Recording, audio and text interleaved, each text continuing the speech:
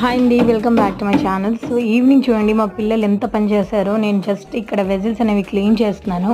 So తినడానికి ఇస్తే బియ్యం తీసేసి బెడ్ మీద పడేయడం, సో తినడానికి ఇచ్చిన స్నాక్స్ మొత్తం కింద పడేయడం. సో ఈ ఇల్లు మొత్తం ఒక డస్ట్బిన్ కంటే కూడా చండాలంగా తయారు చేసి పెట్టారు. సో చిన్నపిల్లలు ఉన్న ఇల్లు అయితే ఇంతేనేమో అని అనిపిస్తుంది అనమాట.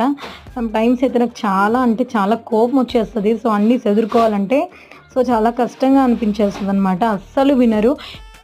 ఇంకా పైనుంచి చూడండి, అసలు ఈ బట్టలు తీసి అక్కడ వేయడం, అసలు ఉన్న చోట వస్తువు అనేది అస్సలు ఉండదు. సో ఇంటి పరిస్థితి మాత్రం చాలా ఘోరంగా అంటే చాలా ఘోరంగా తయారవుతుంది.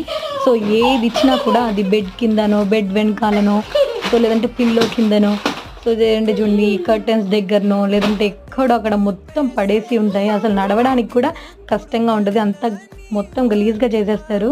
సో మీ పిల్లలు కూడా ఇంతేనా? కామెంట్ చేయండి. వీడియో నచ్చితే ప్లీజ్ ఒక లైక్ చేయండి.